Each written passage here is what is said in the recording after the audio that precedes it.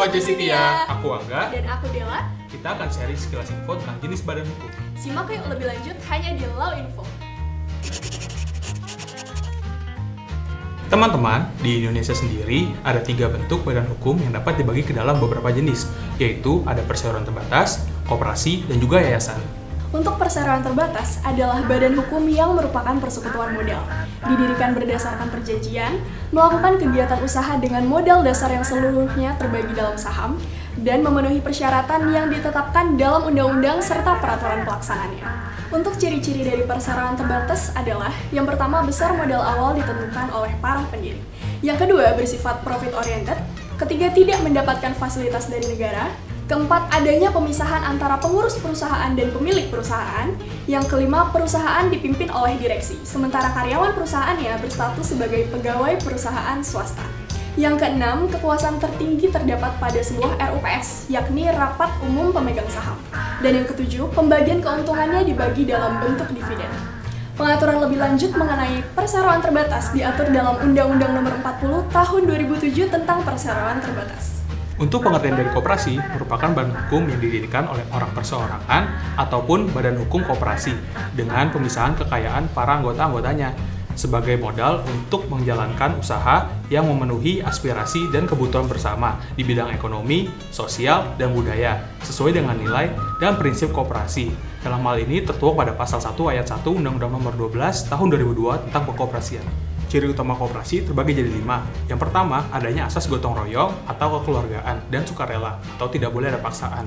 Yang kedua, modal tidak tetap, yakni sesuai jumlah simpanan anggota dan digunakan sebagai alat untuk memenuhi kebutuhan anggotanya. Yang ketiga, bertujuan juga untuk mensejahterakan anggotanya atau mencapai kepentingan bersama. Yang keempat, pengelolaan dilakukan secara demokratis, yakni rapat anggota merupakan pemegang kekuasaan tertinggi. Yang kelima, pembagian keuntungan dari koperasi diberikan pada anggota dengan sistem SHU atau sisa hasil usaha. Pengaturan lebih lanjut mengenai koperasi diatur dalam Undang-Undang Nomor 12 Tahun 2002 tentang Perkoperasian. Dan yang terakhir, ada yayasan.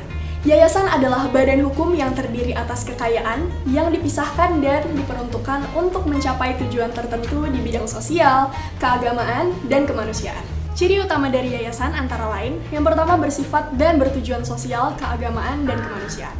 Yang kedua, kekayaan awal harus dipisahkan dari kekayaan pribadi minimal 10 juta rupiah apabila pendirinya merupakan warga negara Indonesia atau 100 juta rupiah apabila pendirinya merupakan warga negara asing atau campuran antara warga negara Indonesia dan warga negara asing.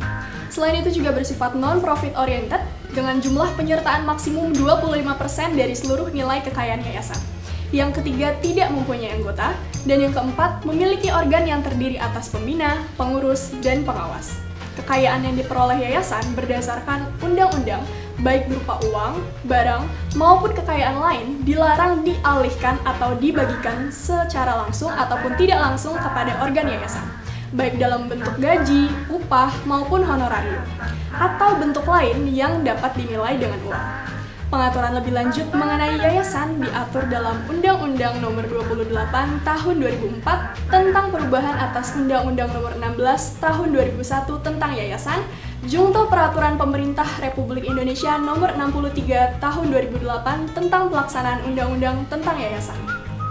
Sobat Justitia, itu tadi Law Info tentang jenis badan hukum. Jangan lupa like, comment, and subscribe YouTube Justitia Training Center. Dan nantikan Law Info selanjutnya. Law Info, sharing bareng Justitia Academy Team, Justitia Training Center, Crystal of Law Education.